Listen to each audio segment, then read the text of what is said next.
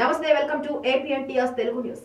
ఏలూరు నగరంలో ఎన్టీఆర్ జిల్లాలో కలిగిన తుఫాను విపత్కర పరిస్థితుల వల్ల బాధితులకు ఏలూరు నుంచి రైస్ మిల్లర్స్ అసోసియేషన్ తరపున ఆహారం, పానీయం తదితర వస్తువులను లారీల ద్వారా విజయవాడకు తరలించారు. ఈ సందర్భంగా జాయింట్ కలెక్టర్ పెద్దింటి ధాత్రిరెడ్డి రైస్ మిల్లర్స్ అసోసియేషన్ వద్ద లారీలను జెండా ఊపి ప్రారంభించారు. ఈ సందర్భంగా rice millers association secretary Paidipati Srinivasarao మాట్లాడుతూ వరద బాధితులను ఆదుకునే నిమిత్తం అసోసియేషన్ నుంచి 3 లారీలను 20,000 ఆహారపు పొట్లాలను విజయవాడకు పంపిస్తున్నామని తెలిపారు. 10,000 వాటర్ ప్యాకెట్లు కూడా పంపిస్తున్నామన్నారు. ప్రకృతి విపత్సానికి గురైన ప్రజలను ఆదుకునేందుకు అసోసియేషన్ తరపున ముందుంటామని తెలియజేశారు.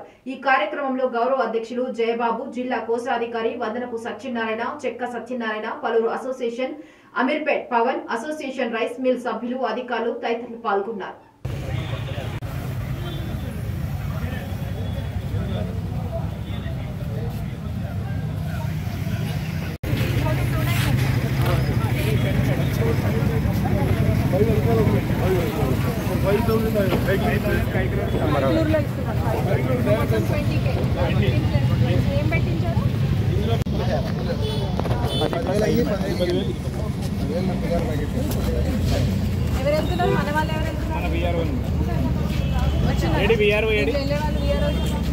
ఏడి శేఖర్ అని ఏడి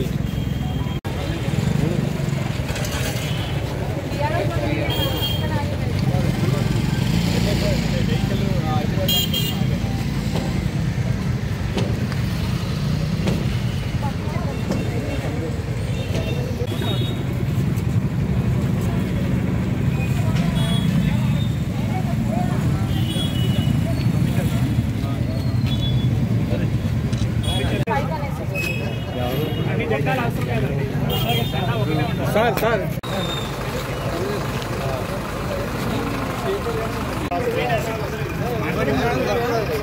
అలా కాదు, నేను ఉన్నాను తీసుకున్నాను కాదు, అక్కడ తీసుకోలేదు. మీకు ఎన్ని తీసుకుంటాం మరి?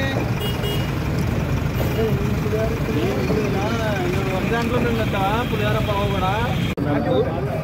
మన కలెక్టర్ గారు ఆధ్వర్యంలో మేము రైస్ మిల్లర్స్ అసోసియేషన్ నుంచి విజయవాడ వరద బాధితులకు వారు అడిగిన ఆహార సహాయార్థం ఇప్పుడు ఇక్కడి నుంచి 20,000 ప్యాకెట్లు ఫుడ్ ప్యాకెట్స్ ప్యాక్ చేసి పంపిస్తున్నాము.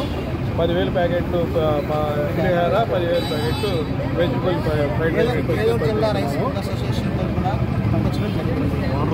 వాటర్ బాటిల్స్ కూడా పంపించడం జరిగింది. ఇదే కాకుండా భవిష్యత్తులో కూడా